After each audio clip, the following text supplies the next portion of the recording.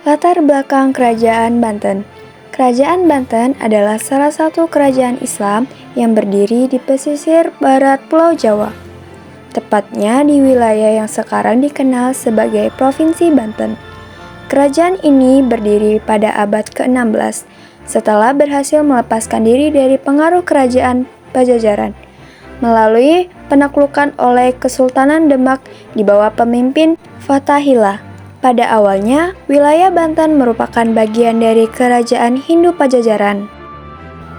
Setelah penaklukan tersebut, Banten dijadikan pusat kekuasaan baru dan berkembang menjadi kerajaan Islam yang kuat, terutama di bawah pemerintahan Sultan Maulana Hasanuddin, putra Sunan Gunung Jati. Kerajaan Banten mencapai puncak kejayaannya pada abad ke-17, menjadi salah satu pusat perdagangan penting di Asia Tenggara karena letaknya yang strategis di jalur pelayaran internasional. Nama-nama Raja Banten sebagai berikut. 1. Sultan Maulana Hasanuddin lahir di Cirebon tahun 1479 dan meninggal tahun 1570. Ia adalah pendiri Kesultanan Banten. Ia memiliki nama lain, Pangeran Sabakingking, dan memerintah di Banten dalam rentang waktu 1552 sampai 1570 Masehi. Sultan Maulana Yusuf lahir di Cirebon pada tahun 1570, merupakan putra dari Maulana Hasanuddin, pendiri Kesultanan Banten. Ia melanjutkan kekuasaannya bapaknya di Banten dalam rentang waktu 1570 sampai 1585. Sultan Maulana Muhammad, yang juga dikenal sebagai Pangeran Sedang Rana. Pangeran Sedang Rana adalah Sultan Banten yang memerintah dari tahun 1585 hingga 1596. Ia adalah putra dari Sultan Maulana Yusuf dan diangkat menjadi raja saat masih berusia 9 tahun. Setelah dewasa, ia resmi memerintah Banten dan dikenal sebagai sultan yang taat agama. Masa pemerintahan politik. Masa pemerintah di bidang politik Kesultanan Banten mencukupi berbagai periode, mulai dari berdirinya Banten sebagai kekuatan politik hingga runtuhnya di bawah pengaruh kolonial. Sultan Maulana Hasanuddin adalah tokoh kunci dalam pendirian Banten yang kemudian mencapai kejayaan di bawah Sultan Ageng Tirtayasa. Menurut Pijar Belajar, masa pemerintahan Kesultanan Banten di bidang politik ditandai oleh beberapa peristiwa penting. Kesultanan Banten mencapai kejayaan pada masa pemerintahan Sultan Ageng Tirtayasa 1651 sampai 1683. Sultan ini berhasil memajukan Banten di berbagai bidang termasuk politik, ekonomi, dan sosial. Masa pemerintahan ekonomi. Pada masa pemerintahan Kesultanan Banten, khususnya di bawah Sultan Ageng Tirtayasa, ekonomi Banten sangat bergantung pada perdagangan dan pertanian. Banten menjadi pusat perdagangan penting di Asia Tenggara dan menjalin hubungan dengan berbagai negara.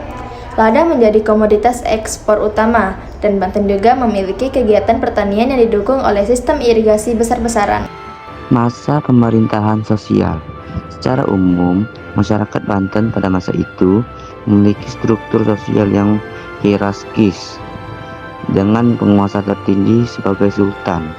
Selain itu, Banten dikenal sebagai pusat perdagangan maritim yang kuat, sehingga memiliki pengaruh signifikan terhadap kehidupan sosial masyarakat, termasuk dalam hal interaksi antar budaya.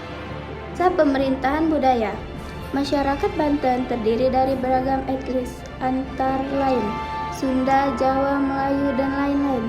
Beragam suku tersebut memberi pengaruh terhadap perkembangan budaya dengan tetap berdasarkan aturan agama Islam. Pengaruh budaya Asia lain didapatkan dari migrasi produk Cina serta pedagang India dan Arab. Kerajaan Banten memiliki bangunan istana dan bangunan gapura pada Istana Kalbon yang dibangun oleh Jan Lucas Chardol, seorang Belanda yang telah memeluk agama Islam Sejumlah peninggalan bersojah dan Banten saat ini berkembangkan menjadi tempat wisata sejarah yang banyak menarik kunjungan wisata. Bukti-bukti peninggalan: Banteng Spelwich, Prasasti Cidanghiang, Masjid Agung Banteng, Meriam Kiamok. Runtuhnya Kerajaan Banten. Kerajaan Banten mengalami keruntuhan pada tahun 1813 karena berbagai faktor, termasuk konflik internal, campur tangan Belanda, dan penyerangan dari Gubernur Jenderal Daendels. Perang saudara antara Sultan Ageng Tirtayasa dan Sultan Haji yang didukung VOC melemahkan kerajaan. Campur tangan VOC dan keinginan mereka untuk menguasai Banten juga turut mempercepat keruntuhan kerajaan. Pada akhirnya, Sultan Muhammad Saifuddin dipaksa turun tahta oleh Inggris yang menggantikan Belanda di Banten, dan Kesultanan Banten dihapuskan.